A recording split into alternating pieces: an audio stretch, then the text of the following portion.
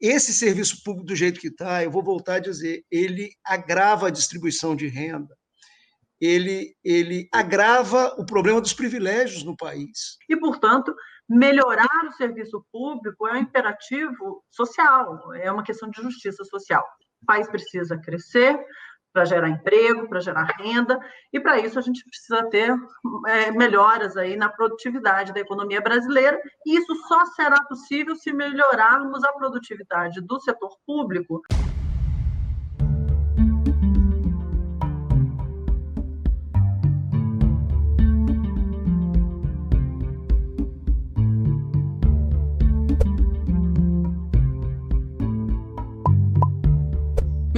Bem-vindo a essa live do canal Um Brasil, em parceria com o CLP, Centro de Liderança Pública, e o Unidos pelo Brasil. Essa live está sendo transmitida também pelos canais do portal Terraço Econômico, a quem o Brasil agradece por mais essa parceria. O tema do nosso debate, você já sabe, é a reforma administrativa. Quem vai nos ajudar a entender por que esse é um dos assuntos mais relevantes para a economia é Ana Carla Abrão, sócia da consultoria em gestão Oliver Wyman e ex-secretária da Fazenda do Estado de Goiás, e Paulo Artung, ex-governador do Espírito Santo. Antes de começar, aquele lembrete especial, inscreva-se aqui no canal e sigam o Brasil nas redes sociais. O Canal Brasil é uma realização da FEComércio São Paulo. Ana Carla, Paulo, muito obrigado pela presença de vocês aqui conosco hoje. Boa noite, é um prazer estar aqui com vocês hoje, um prazer sempre estar com o Paulo, que é um parceiro aí de lutas e uma inspiração para todos nós. Prazer, Galeno. Boa noite, Galeno. Boa noite, Ana Carla. Boa noite a todos que estão nos acompanhando. Bom, passada a reforma do sistema previdenciário, por que a prioridade agora, na opinião de vocês, deve ser a reforma administrativa, não apenas do setor do governo federal, mas de vários dos diferentes níveis de governo? Vamos começar, Ana Carla. Bom, eu costumo dizer, Galeno, que a gente tem 3 motivos fundamentais para priorizar uma reforma administrativa no Brasil e em todos os níveis da federação e os 3 poderes. Eu acho que é uma ampla reforma administrativa. O primeiro deles, e de longe, o mais importante, é porque nós precisamos melhorar os serviços públicos no Brasil. O país é um país extremamente desigual. Durante a pandemia, essa desigualdade se escancarou, inclusive, pela assimetria de impacto dessa pandemia, do ponto de vista de classe social, de classe de renda. É um país que boa parte da população, a maior parte da população, depende fundamentalmente dos serviços públicos básicos de educação, saúde, para poder ascender, para poder ter mais oportunidades e, portanto, melhorar o serviço público é um imperativo social, é uma questão de justiça social. Esse é o primeiro motivo. O segundo motivo é uma questão de produtividade. O país precisa crescer para gerar emprego, para gerar renda, e para isso a gente precisa ter melhoras aí na produtividade da economia brasileira, e isso só será possível se melhorarmos a produtividade do setor público, tendo em vista, primeiro, a relevância dele na composição econômica do Brasil. Segundo, porque mesmo a produtividade do setor privado depende fundamentalmente da produtividade do setor público. Então, esse motor de crescimento, que é a produtividade, ele precisa ser religado, e isso passa necessariamente pela melhoria, pelo aumento da produtividade do setor público, e só virá com uma reforma administrativa. E terceiro, que acaba sendo consequência de todo esse processo, são as questões fiscais. Afinal de contas, hoje essa é a terceira maior despesa pública no Brasil, ou seja, salários de servidores públicos, a despesa de pessoal, e, embora eu sempre diga, não se trata aqui de discutir salário de servidor público, até porque tem uma base de servidores que, inclusive, ganha mal, e não tem nem condições de trabalhar direito, justamente porque falta dinheiro, inclusive, para dar-lhes condições para isso. Mas a gente precisa olhar para essa linha de despesa, chamada despesa de pessoal, e ser capaz de racionalizar essa despesa, de reduzir essa despesa, ao mesmo tempo que a gente melhora os serviços públicos, aumenta a produtividade e valoriza o bom servidor e dá condição a ele, condições melhores de trabalho. Então, essas são os 3 motivos, as 3 razões pelas quais nós precisamos enfrentar esse debate, nós precisamos avançar nessa direção. Paulo, porque deveria ser uma prioridade esta reforma específica administrativa? Galeno, essa é uma prioridade antiga, né? A gente lembrar, no governo Fernando Henrique, ministro Bresser, o país debateu, infelizmente não fomos bem-sucedidos na essência, debateu uma reforma administrativa. Então, assim, a primeira questão que eu queria lhe dizer que é uma prioridade, não é uma prioridade nova, né? Eu posso dizer assim, essa prioridade ela se acentuou durante essa crise que nós estamos vivendo. Isso é indiscutível. Por que acentuou? Porque o Brasil, como parte de uma crise planetária dolorosa, né, o Brasil foi obrigado a fazer sacrifício, né? Você vê assim, os trabalhadores da área privada tiveram que aceitar diminuição de salário, suspensão de contrato trabalhista, coisa dura, né? E estão convivendo com demissões, né? Ir para casa com a mão na frente, outra atrás. E aí, quando você vira a página e olha assim, debaixo de uma pandemia, uma situação horrorosa como essa, 100 mil mortos, milhões de infectados, né? Sim. E aí você olha na outra página, quer dizer, o setor público praticamente não é com ele essa situação. Assim.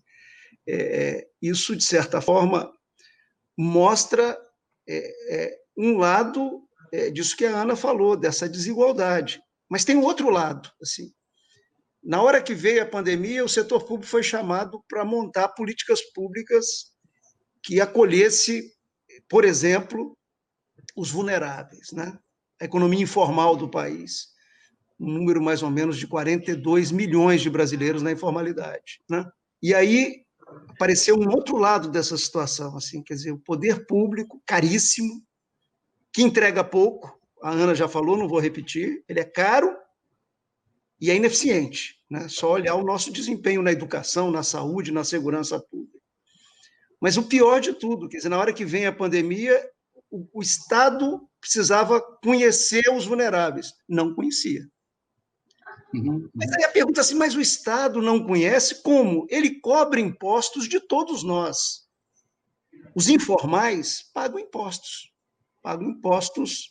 indiretos aos governos, né? Mas os governos não sabem. Tanto que, quando você olha o auxílio emergencial, ele foi pago a quem não devia receber, parece que o número não é pequeno, e ele deixou de chegar a um conjunto de irmãos e irmãs nossas desvalidos. Quer dizer, é um Estado absolutamente disfuncional, feito por um tempo que não existe mais. A vida mudou e vem mudando aceleradamente, o Estado ficou parado no tempo. Ele é analógico, no mundo digital, sabe? Então, assim, reformar o Estado brasileiro é um imperativo. A Ana falou, para melhorar o serviço público, para aumentar a produtividade da economia brasileira, é a prioridade da prioridade. Se eu tiver que escolher uma prioridade no Brasil hoje, é essa. Mas a reforma tributária, ideal que a reforma tributária viesse depois da reforma de RH ou da reforma administrativa. Por quê? Porque também a gente define o que nós precisamos financiar, né? E aí nós vamos definir qual o dinheiro que a gente tem que buscar na sociedade, por que mecanismos, espero eu que mais justo, mais equilibrado, sabe? E que a gente tenha um sistema tributário lá no futuro também menos regressivo do que esse nosso. Mas essa, para mim, é a prioridade. E se a gente colocar assim, quais são as pedras que estão amarradas no pé da economia brasileira que dificultam essa economia andar? Por exemplo, depois da recessão de 2015 e 2016, a economia não conseguiu voltar, né? Com vigor. Quais são as pedras? Uma das grandes pedras amarradas no pé da economia brasileira é essa estrutura pública, volto a dizer, caríssima, né? Os números são 33% de tudo que a gente produz e que entrega muito mal. E ela ficou tão disfuncional, Galeno, que não adianta botar mais dinheiro em coisas que estão aí. Por exemplo, educação, de 2000 em diante, nós quase dobramos como participação do PIB.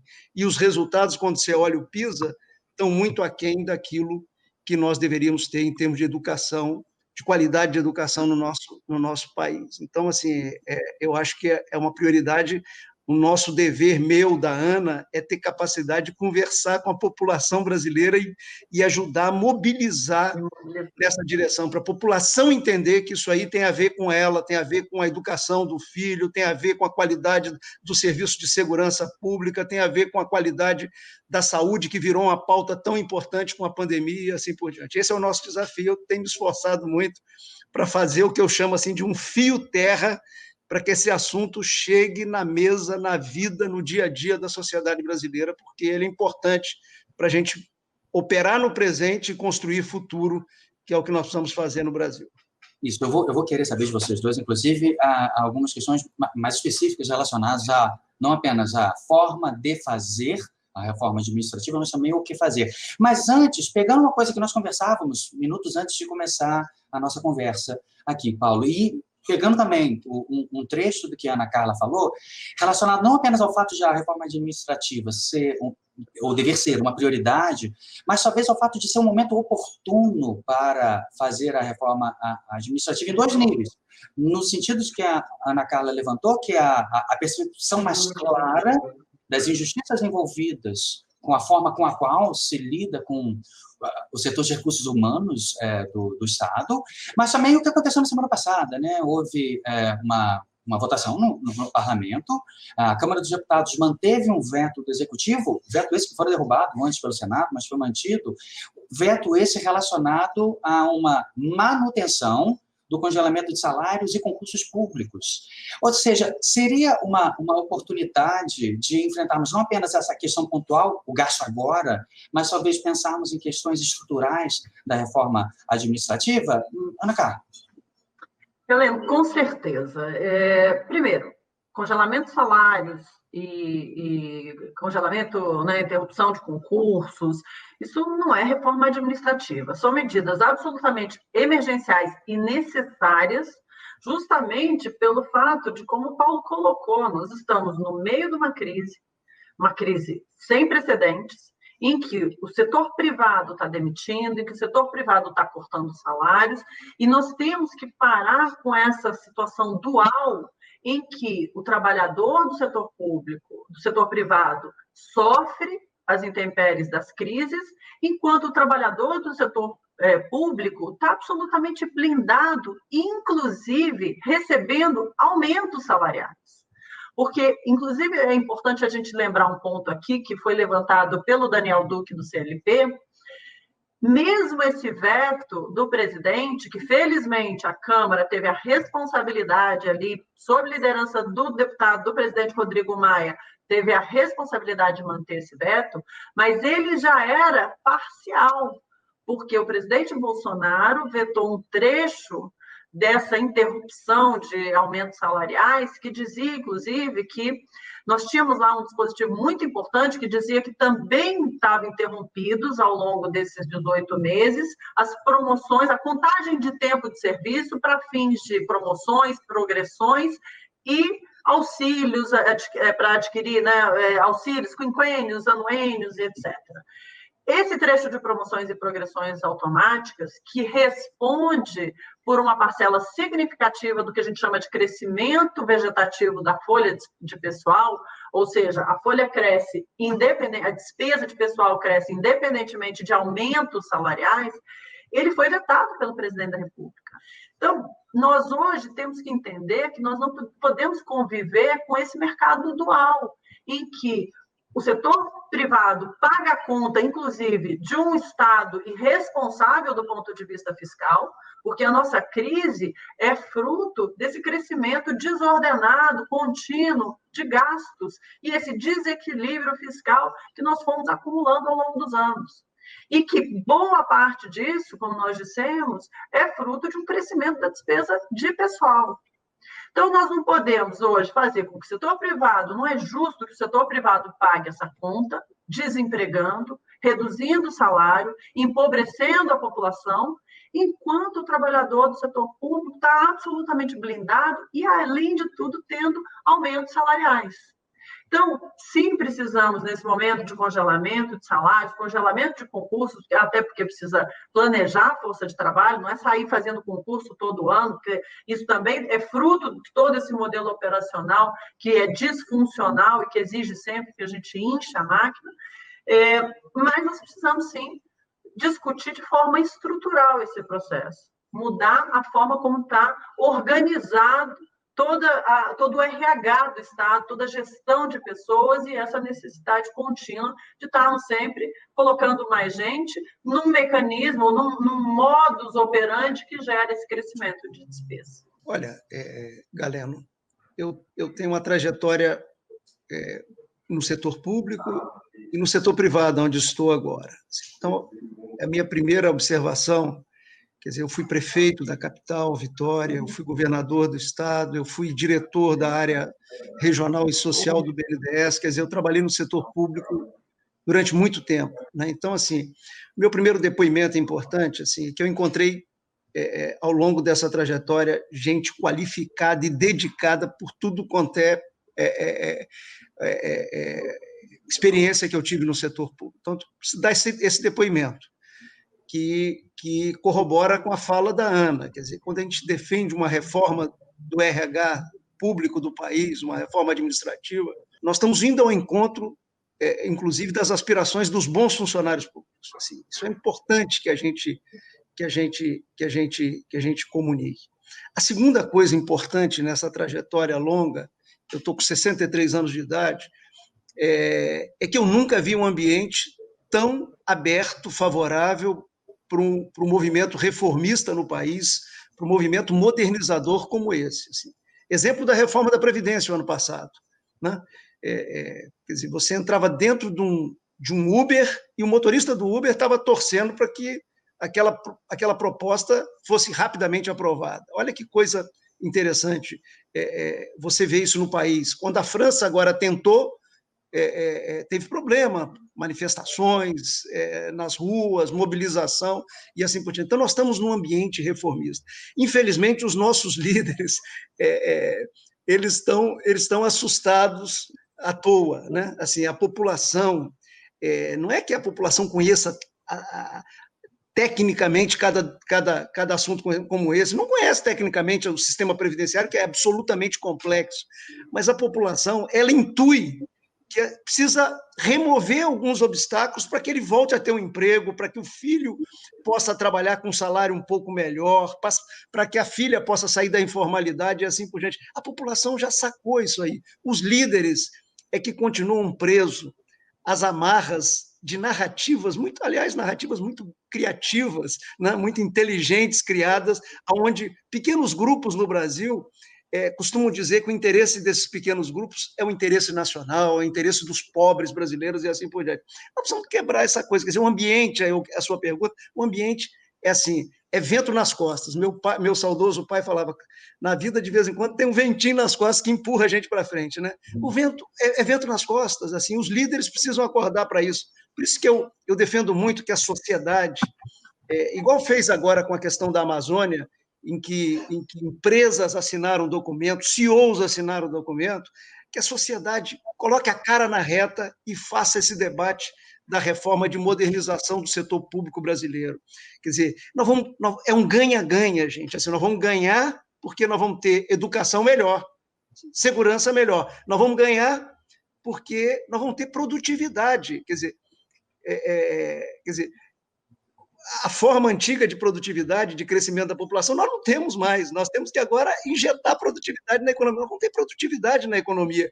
E, ao mesmo tempo, vamos reorganizar o gasto com o setor público, que ele se tornou um gasto irracional. Quer dizer, ele cresce, Galeno, acima do crescimento do PIB do país. Ele cresce vegetativamente, muitas vezes, nem depende de ato dos governos, ou dos poderes, ou das instituições. Quer dizer, a despesa que é obrigatória que vai crescendo acima do PIB, acima da inflação, e assim por diante. Nós vamos frear, porque aquilo que podia, os gastos discricionários que poderiam ir diminuindo, já foi parar no chão. Quer dizer, qual é o investimento público que tem no Brasil hoje? Nada. É irrisório o investimento público. Ano passado nós temos 15% de investimento público e privado. O público, sabe, uma miniatura, quer dizer, nós precisamos voltar a organizar para que a gente tenha futuro. E é isso que é o debate, sabe? Para que a gente volte a ter perspectiva de transformar o imenso potencial que o nosso país tem, e não é pequeno, sabe? Emprego, renda, sabe? Em janelas de oportunidades para o nosso povo, principalmente para os jovens brasileiros que precisam voltar a acreditar no país. Então, assim, como é que está o ambiente? Assim, se eu tenho um treinamento de vida bom, né, eu disputei 8 eleições, fui eleito 8 vezes na minha vida, se eu tenho um treinamento bom, eu posso dar o meu diagnóstico. Não sou médico, mas vou dar um diagnóstico. O diagnóstico é que o vento é favorável. Precisa que os líderes sejam induzidos. Quem pode induzir os líderes? Um movimento forte de sociedade, igual está sendo feito com a questão da Amazônia, que a Amazônia é clara, quer dizer, um grande potencial para o Brasil num debate onde a questão do clima ganha protagonismo no mundo, e nós estamos lá convivendo com ilegalidade de desmatamento, ilegalidade de garimpo, ilegalidade de grilagem, quer dizer, e a sociedade se levantou. Né? E está fazendo a diferença a sociedade se levantar. Eu acho que a sociedade precisa se levantar da mesma forma, sabe? E colocar, olha, vamos fazer a reforma tributária daqui a pouco, vamos fazer a administrativa agora e vamos definir com o Estado que nós temos. Queria dizer uma última coisa, não sei se a Ana concorda comigo. A administrativa não pode só tratar dos futuros funcionários. Precisa tratar dos futuros funcionários, talvez até uma reforma mais ousada para os futuros funcionários, aqueles que vão fazer concurso público, mas ela precisa dialogar com a atual máquina pública, pela necessidade que nós temos, já perdemos muito tempo demais, essa é uma reforma que era para ser feita lá no FHC, pela necessidade que nós temos de injetar produtividade na estrutura econômica do nosso país e fazer esse país crescer, não crescer medíocre, de uma maneira medíocre de 1%, de 1,5%, nós vamos crescer muito para recuperar, inclusive, esse tempo perdido. Nós já tivemos uma década perdida, agora estamos completando uma segunda década perdida na nossa geração. Então, é muita coisa impactando a vida e as oportunidades dos brasileiros. Aí precisamos fazer para os futuros funcionários, mas também para os atuais funcionários, de uma maneira inteligente. Eu acho que com regra de transição, como a gente faz coisas boas e que já deram certo no nosso país e mundo afora, né? Deixa eu puxar, Galena, esse ponto do Paulo, que eu acho que é muito importante, porque, de fato, né, a discussão da reforma, e a gente tem várias reformas aí sendo discutidas, ou o próprio governo tem uma reforma formulada, que ainda não foi apresentada, né, no ano passado. Em princípio, ela já foi discutida internamente, mas, enfim. Deixa eu fazer um ponto aqui, com base nessa questão que o Paulo colocou. É absolutamente fundamental que a gente, sim, discuta o servidor atual, ou seja, as regras atuais.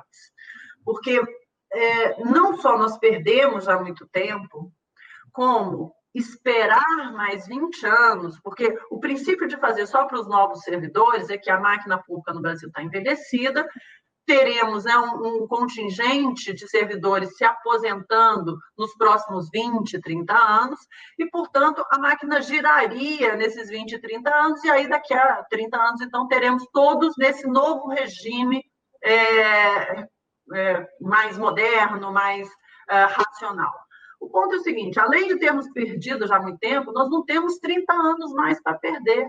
Nós precisamos começar essa reforma o quanto antes, e ela tem que vigorar já para os servidores atuais, porque tem um monte de gente boa aí no serviço público, a grande maioria, que é capaz de fazer muito mais, e que hoje não faz porque a estrutura é que não se modernizou.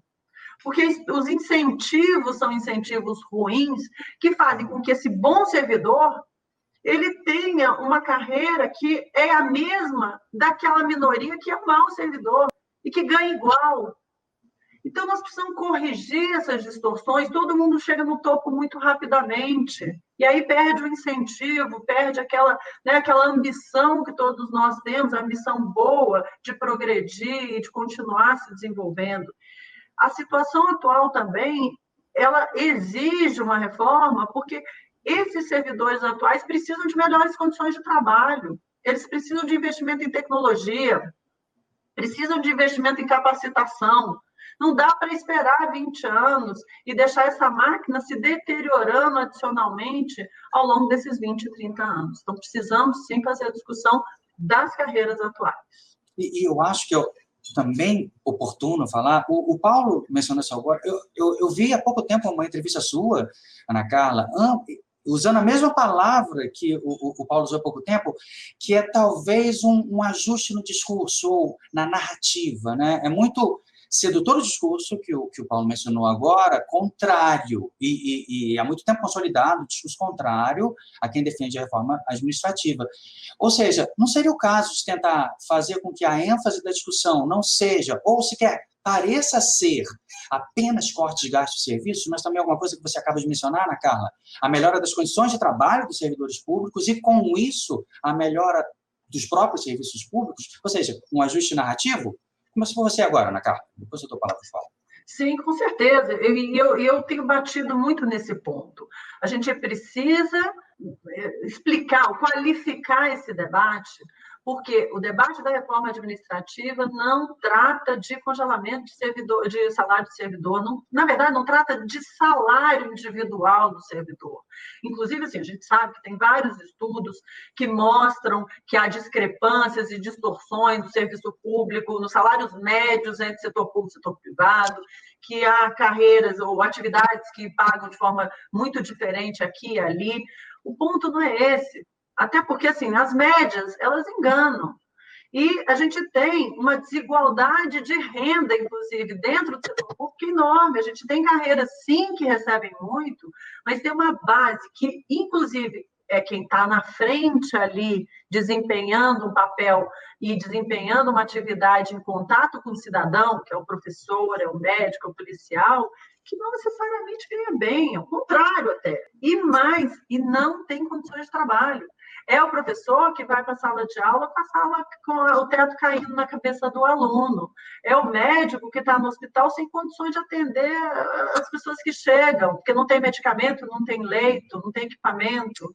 É o policial que está morrendo nas ruas por falta de equipamento de proteção.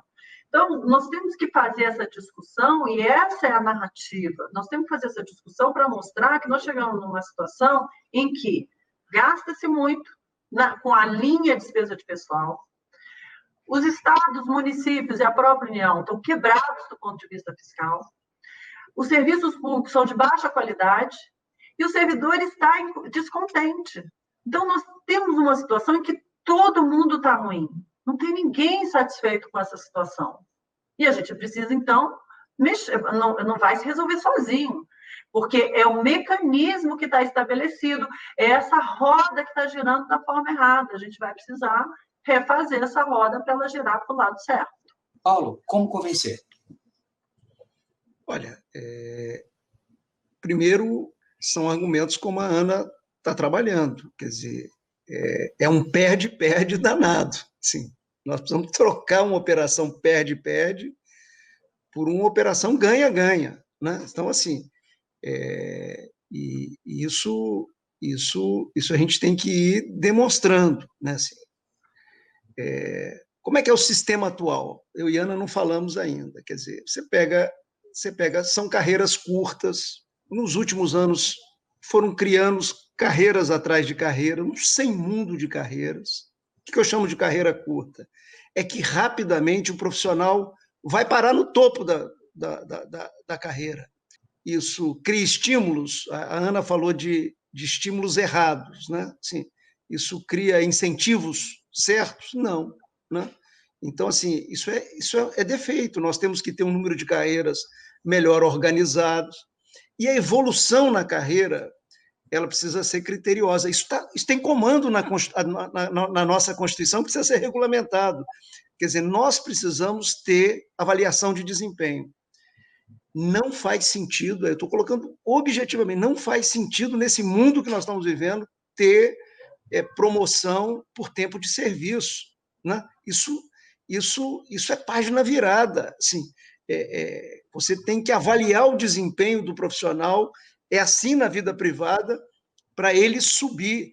nem todo mundo vai ser chefe, né? Então, assim, vai subir mais, né? E aí você não pode ter um retângulo em pé, você tem que ter um triângulo, sabe? Onde nas carreiras os profissionais vão subindo, vão assumindo chefias, ou seja, vão virando líderes dentro do setor público. Quer dizer, as organizações modernas no mundo são assim. Então, como é que convence a sociedade? Mostrando isso, porque isso vai melhorar a estrutura do serviço como um todo, né?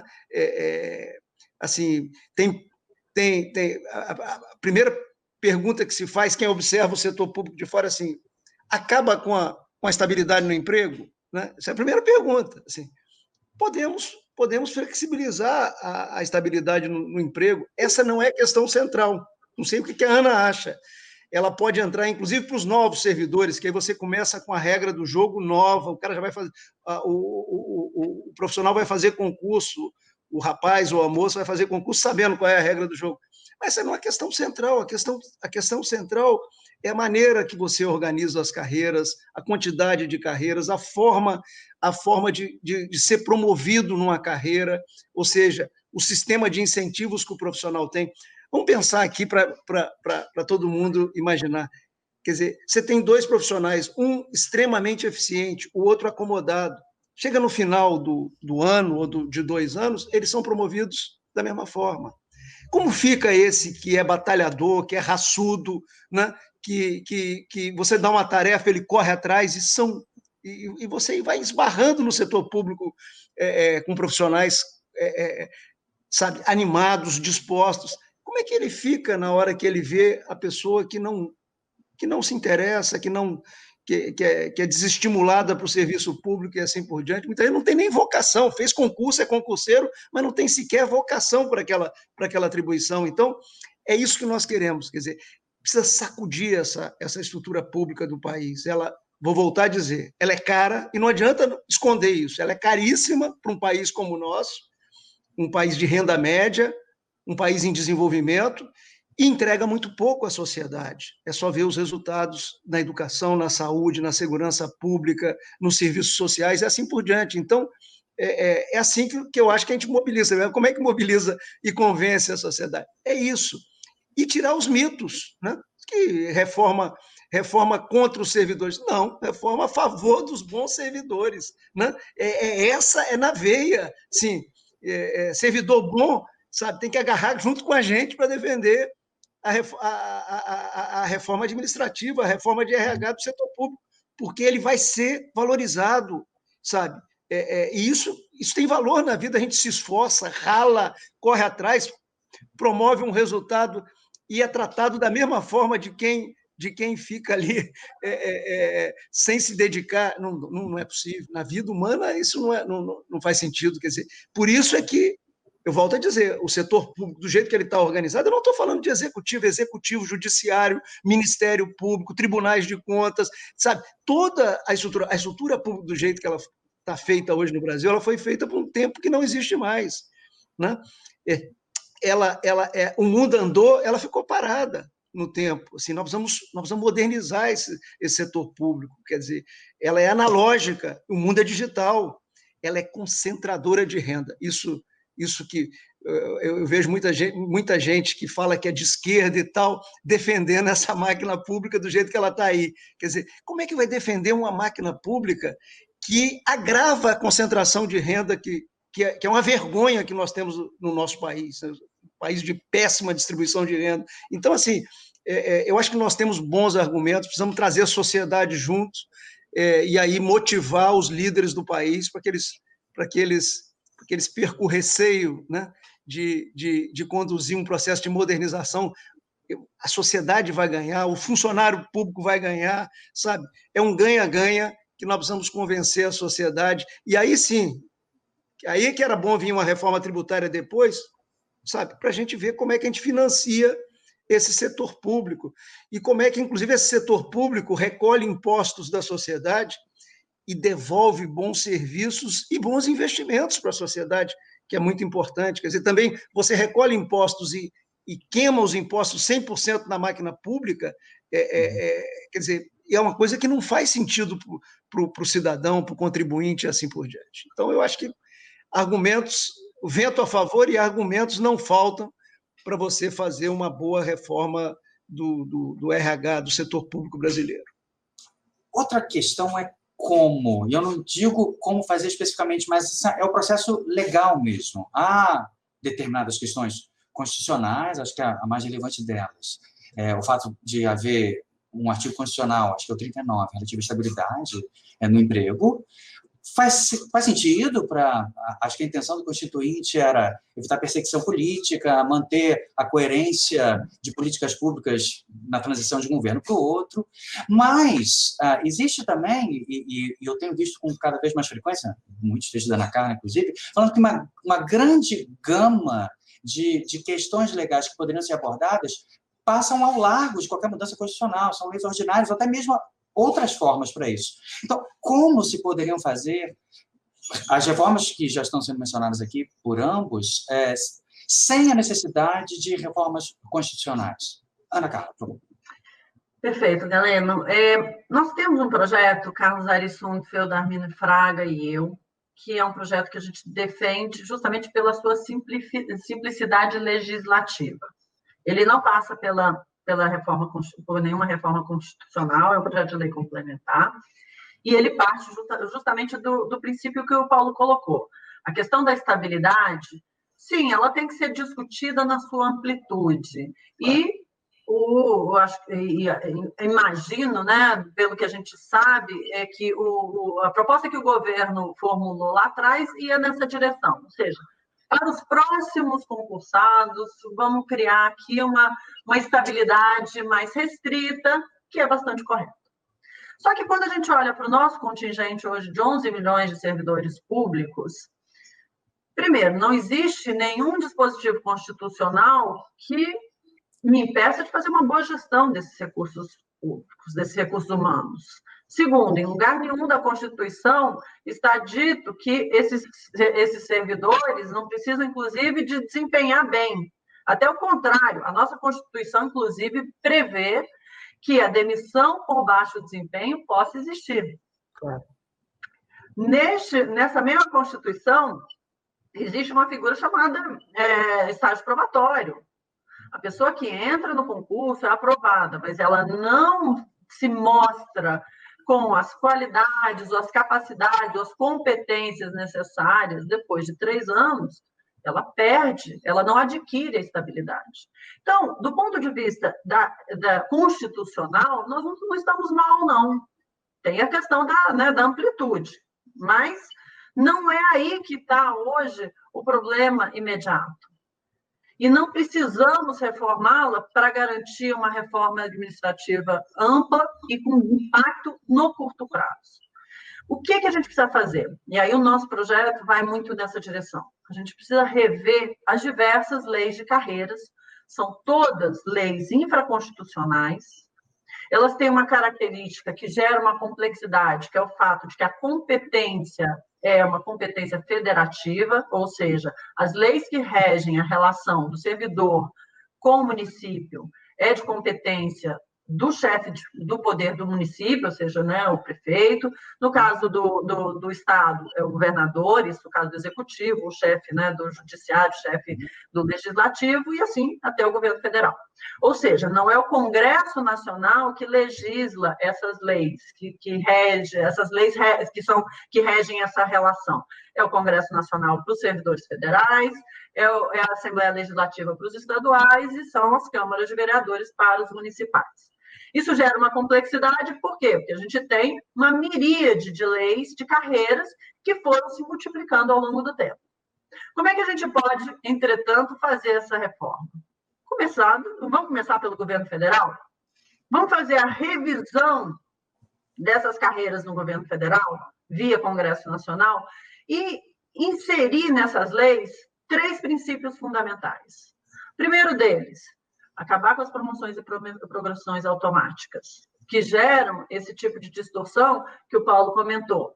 Quem é bom, quem é ruim, progride igual, e todo mundo progride, a gente tem um bloco, a gente não tem uma carreira piramidal, e, além do que, isso também gera necessidade de concursos continuamente, porque o policial que faz concurso hoje, daqui a 2 anos, para estar na rua, protegendo a população, daqui a 2 anos, ele já foi promovido de forma a poder sair das ruas e fazer atividade meio. Então, o que eu tenho que fazer? Faço mais concurso. E assim sucessivamente.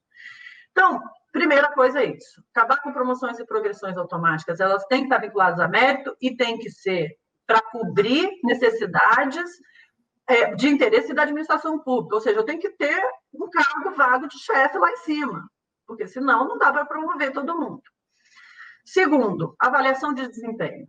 Eu tenho que ser capaz de diferenciar o servidor que é diferenciado, que é o servidor que carrega ali o piano, que dá o seu sangue, que faz tudo, que trabalha muito e que desempenha e gera um resultado melhor. Isso como é que se dá? Criando critérios que sejam transparentes e justos. Absolutamente transparentes, justos, de forma colegiada, para a gente garantir impessoalidade, garantir que não haja perseguições, etc. Isso existe no mundo todo. A gente tende a dizer assim, mas isso não funciona no setor público no Brasil, já foi tentado.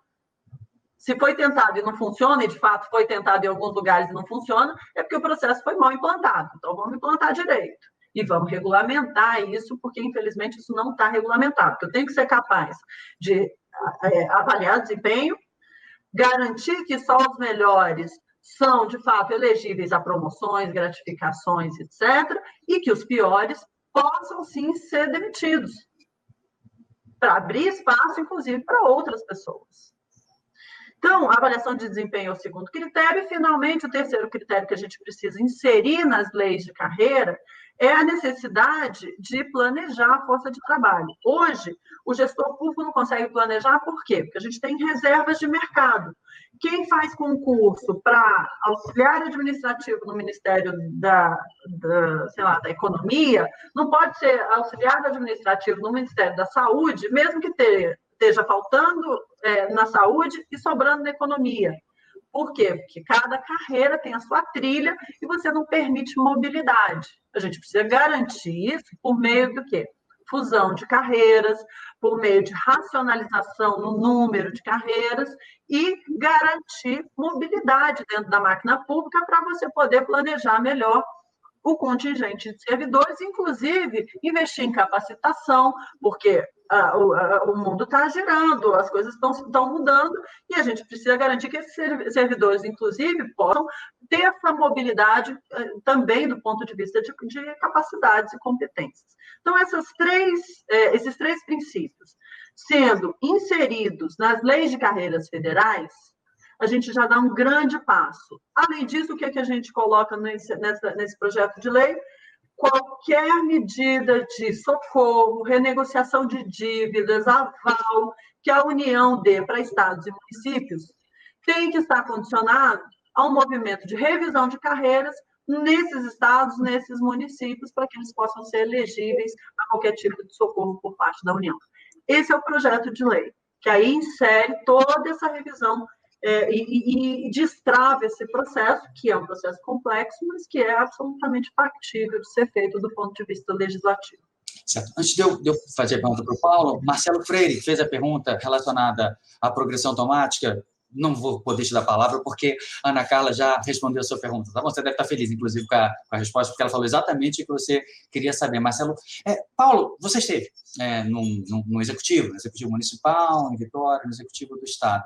Em tempos práticos, como é que Claro, a Ana Carla mencionou também, não trata-se aqui apenas do Executivo, mas também do Legislativo, muito do Judiciário também. Mas a sua experiência no Executivo, em termos práticos, o que integrantes do Poder Executivo hoje em dia poderiam fazer para conseguir, não só federal, Estado, municípios, também poderiam fazer para que algumas, por exemplo, propostas elas chegassem à prática, ao mundo empírico mesmo? Olha, eu vou na mesma linha da Ana. Assim. Eu acho que a primeira modificação precisa ser feita em âmbito federal. Assim, nós somos um país com um arranjo com arranjo federativo extremamente complexo, né? Sim. E de certa forma,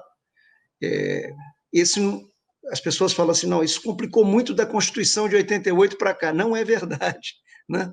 Essa complexidade, ela está ligada à nossa história. Se olhar serviço público lá no período do Getúlio, se você estudar serviço público no período que os militares estiveram no poder, durante o regime militar, você vai ver que, sabe, esses elementos principais que eu e a Ana estamos mostrando, eles estão presentes na história do país, né? Assim, então, você tem um arranjo que foi formando ao longo da nossa história, que é um arranjo complexo.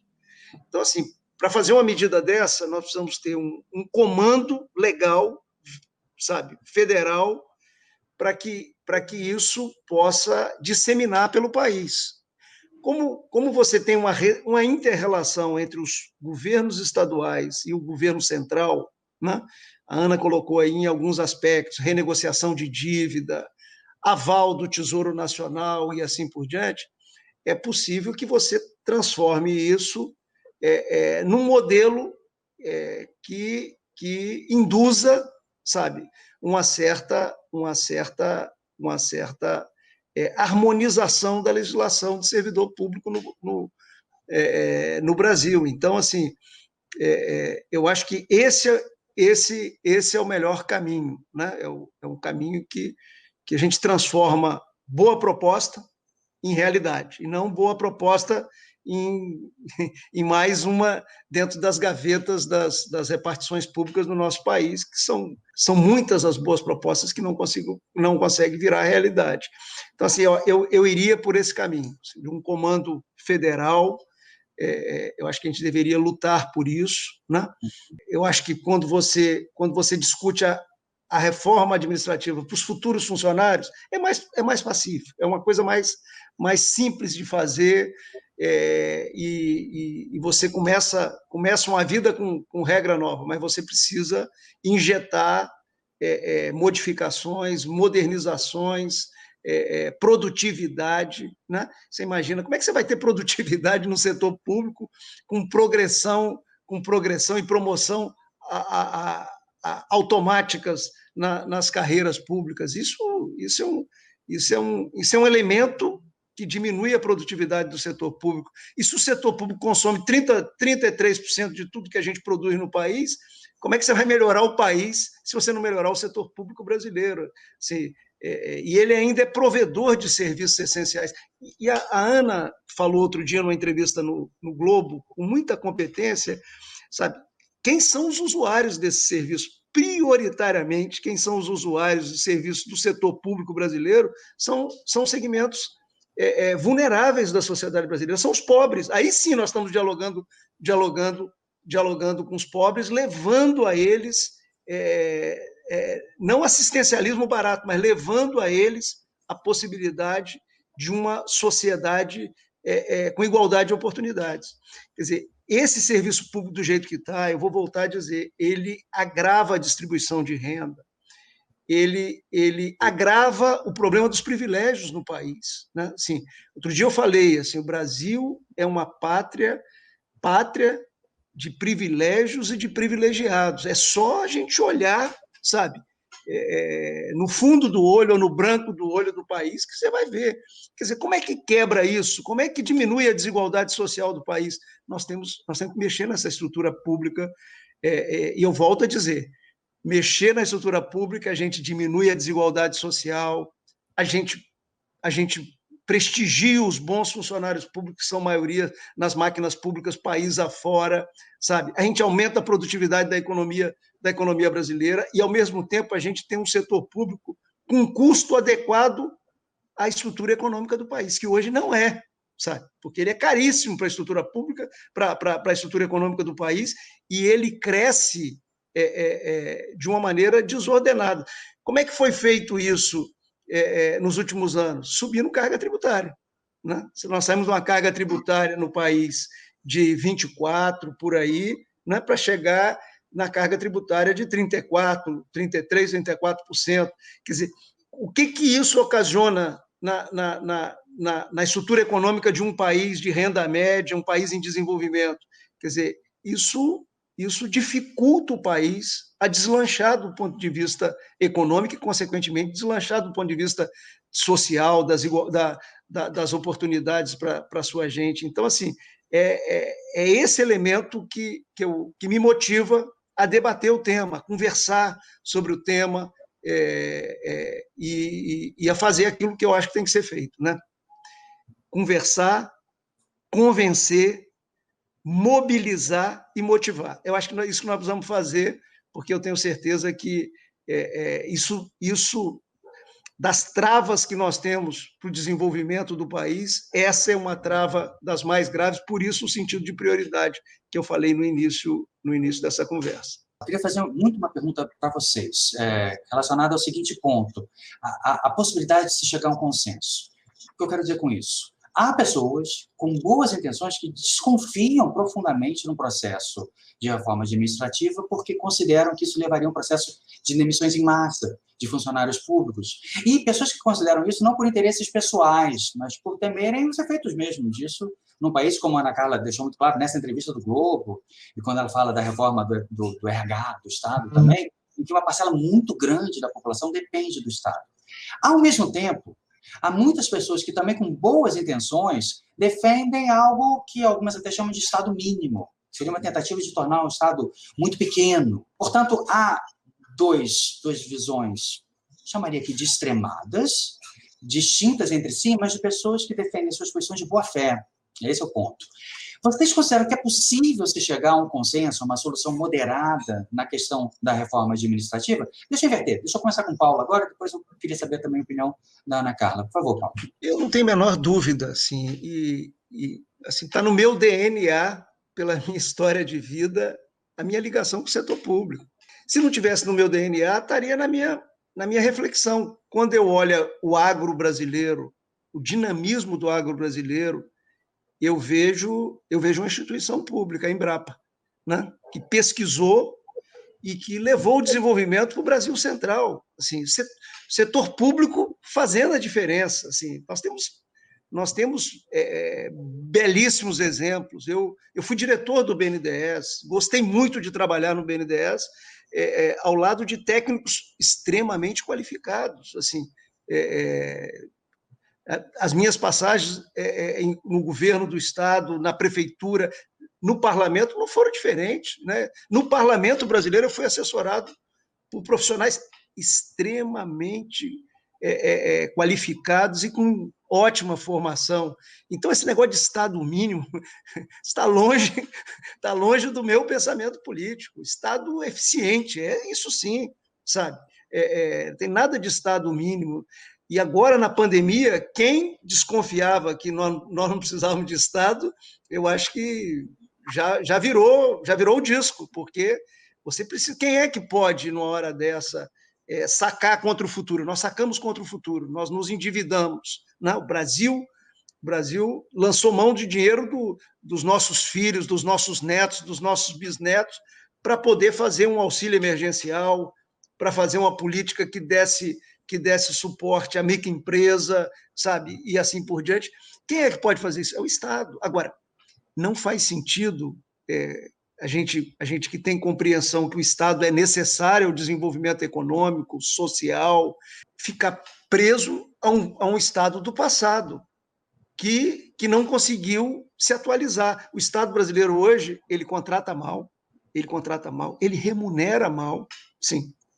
Você precisar de um gestor, você não pode ir no mercado contratar pelo que ele vale, mas você pode ir lá na Petrobras e trazer pelo que ele ganha na Petrobras, que é um salário alto, comparado com muitos salários de uma prefeitura de capital, de um governo do Estado, e assim por diante. Então, assim, é o avesso do avesso do avesso.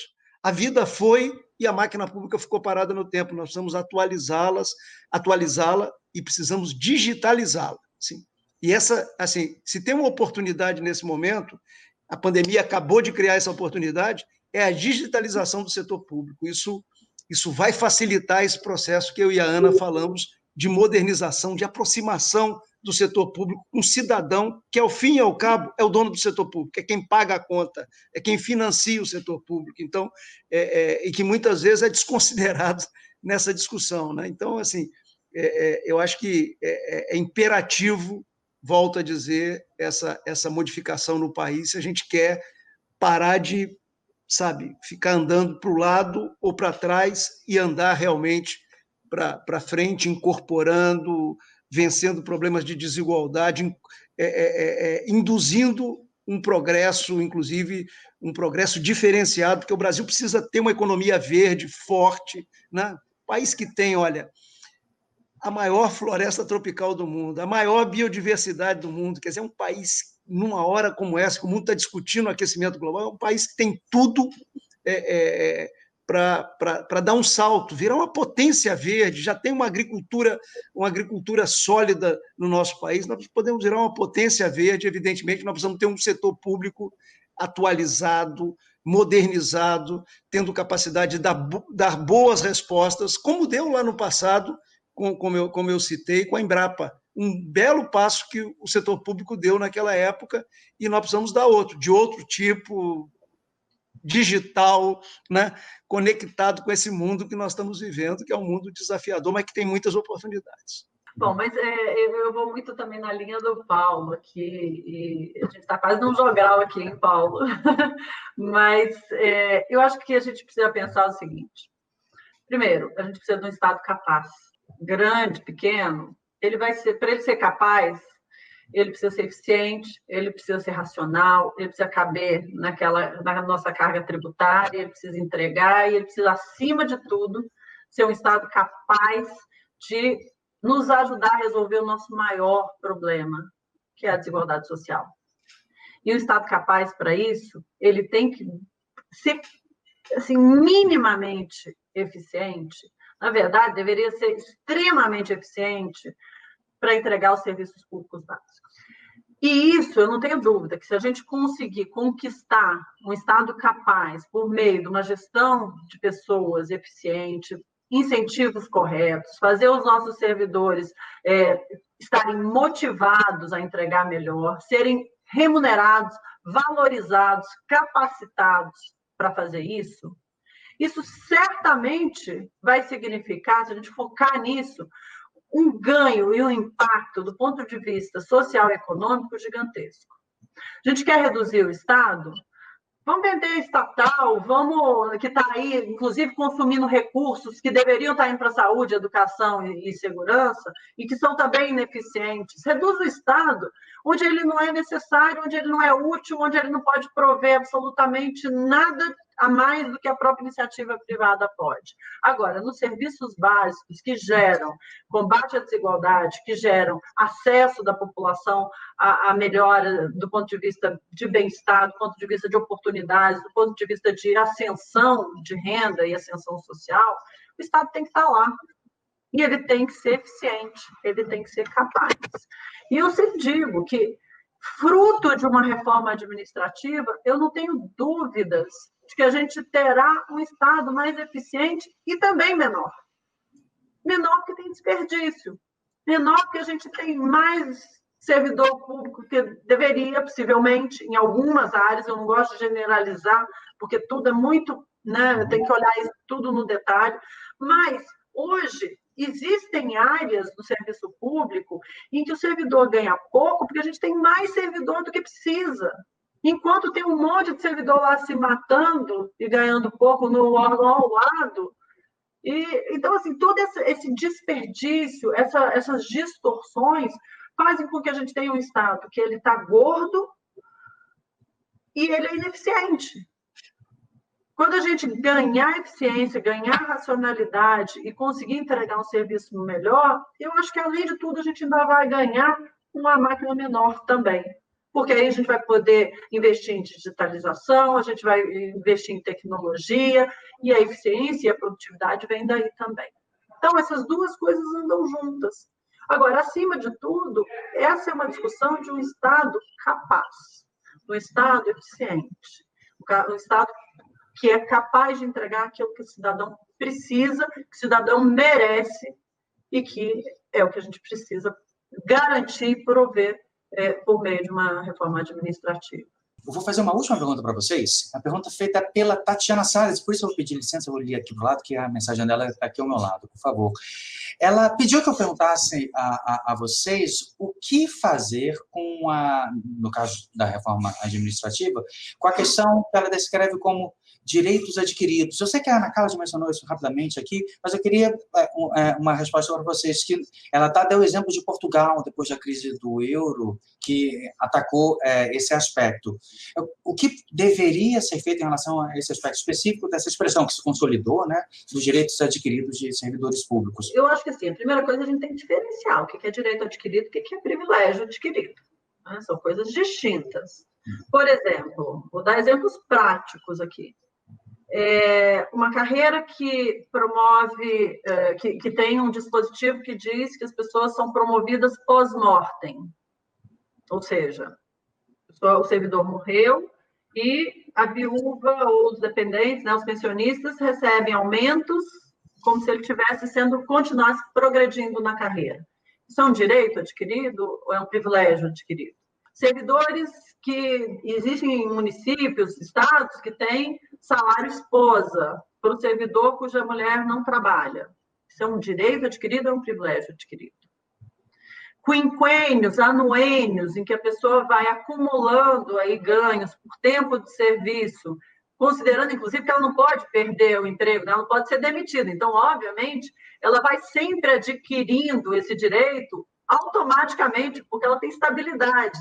No setor privado, você ganha alguns adicionais ao longo da sua carreira, porque você fica ao longo de muito tempo numa empresa, e aí você é premiado porque você ficou ali, você continuou ali e não foi demitido, porque você foi produtivo o tempo todo, você avançou na sua, né, você avançou na sua carreira, né, ali, independentemente de um processo automático que te leva para cima.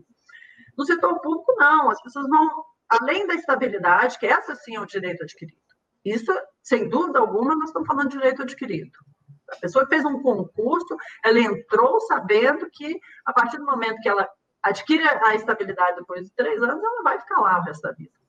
Agora, todos esses penduricalhos, todos esses dispositivos, por exemplo, também, falando do estágio probatório, hoje, o que a gente faz? Depois de 3 anos, 100% dos servidores são confirmados no estágio probatório. 100% adquirem a estabilidade. Não é possível que não tenha um que não desempenhou bem sua função ao longo de 3 anos e virou um direito adquirido. Você não manda a pessoa embora, você confirma a estabilidade dela, fala, não, ela já passou no concurso 3 anos atrás. Não, não foi isso que ela adquiriu de direito. Ela adquiriu o direito de, daqui a 3 anos, se ela performou bem, ela vai adquirir a estabilidade. Então, a gente distorceu, em boa medida, o conceito de direito adquirido e foi incorporando, e aí a gente volta na questão das leis de carreiras, foi incorporando esses privilégios dentro de leis que aí a gente valida como sendo direito adquirido. Outro dia eu escrevi uma coluna que eu falei sobre isso.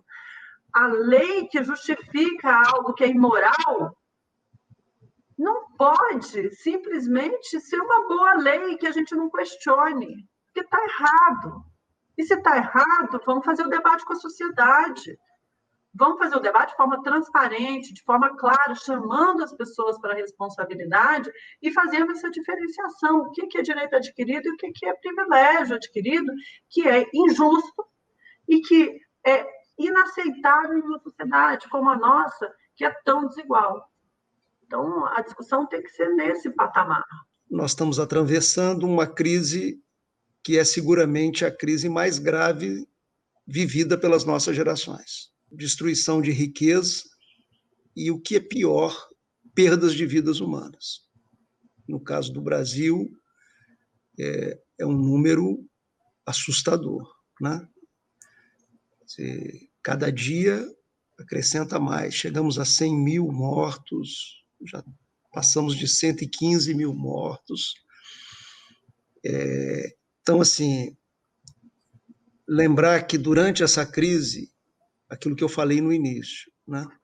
Os trabalhadores da área privada tratados de um jeito, do setor público de outro. O setor público foi chamado a agir, ele não conhecia o cidadão que pagava imposto, que paga impostos a ele, né? Quer dizer, bancos de dados foram organizados de uma maneira complexa. De repente, a gente viu que funcionário público recebeu auxílio emergencial. Vou voltar ao Caetano Veloso, avesso do avesso do avesso, né? Antes dessa crise, o país já estava quebrado, ou seja, já faltava dinheiro, né? É duro falar isso como brasileiro, mas eu tenho que falar. Sim. Antes da crise, faltava dinheiro. Por isso que o teto foi estabelecido, uma emenda constitucional, justamente para tentar criar uma confiança na solvência do país. Por isso que foi criado o teto. Veio a pandemia, nós tivemos que agir. E todos nós, eu, a Ana, todos nós defendemos que o Estado brasileiro agisse para fortalecer o SUS, para abrigar, dar abrigo aos vulneráveis, a micro, pequena empresa receber crédito e assim por diante. Isso dependeu do governo e dependeu de gasto, né? Essa conta, nós estávamos mal devendo aproximadamente 76% da produção nacional, do PIB nacional. Nós vamos sair dessa crise com uma dívida superior a 95%, chegando a 100% daquilo que a gente produz, né? Então, assim, tem que ter consciência. Assim, eu estou indo na sua pergunta, por isso que eu fiz o introito. Assim, tem que ter consciência. Assim, nós precisamos unir o país. Nós precisamos conversar com a justiça. O maior direito adquirido de todos é a possibilidade desse país sair de pé dessa crise. Sim. Esse é um direito que deveria ser adquirido por nós brasileiros, principalmente os que têm pouco nesse país, né? Então, assim, eu acho que precisa conversar, né? A Ana descreveu casos concretos, eu não vou ser repetitivo, né? Mas eu acho que precisa de uma concertação, né? Falou lá da experiência de Portugal, precisa de uma concertação aqui. Por isso é que eu acho que a gente precisa de liderança, e está faltando, né? As máquinas são maravilhosas, permite a gente fazer uma reunião como essa que nós estamos fazendo, mas elas não substituem os seres humanos, não substituem as lideranças, nós precisamos de líderes, né, que converse com a sociedade, que converse com os poderes, que converse com os governos subnacionais. Nós precisamos de uma articulação grande. Sim. E aí, sabe, não está acontecendo o que precisava acontecer, tem que suprir isso com o trabalho da sociedade civil, é a vida, né? Por isso é que nós estamos nesse debate. Então, assim, eu acho que nós vamos ter que flexibilizar uma visão absolutamente formal, né? E pensar no futuro do nosso país, pensar nos deserdados das terras brasileiras, pensar na possibilidade da gente transformar esse potencial que o país tem, que não é mentiroso, é verdadeiro, tem potencial. Se a gente pegar 10 dedos das duas mãos, nós estamos entre os 10 países com o maior potencial do mundo. A pergunta que não quer calar é como é que um país com potencial desse convive com um povo, boa parte do nosso povo, passando as privações que passam. Por que é o eterno país do futuro que não chega? Alguma coisa está errada. Nós precisamos consertar para dar certo. Então, assim, quer dizer, o que deveria ser cláusula pétrea e direito adquirido, sabe? Fazer esse país dar certo. Eu acho que é isso. E a gente motivar os magistrados do país, o Ministério Público, sabe, os executivos do país, todos os poderes, as instituições públicas e a sociedade, para a gente trilhar esse caminho. Com essa máquina pública que está aí, nós não vamos a lugar nenhum. O esgotamento desse modelo estava dado na década de 90. Assim. Quando eu fui prefeito da capital, eu disse para a minha equipe, isso vai dar errado, sabe? Não tem como dar certo, né? Então, assim, só foi agravando de lá para cá.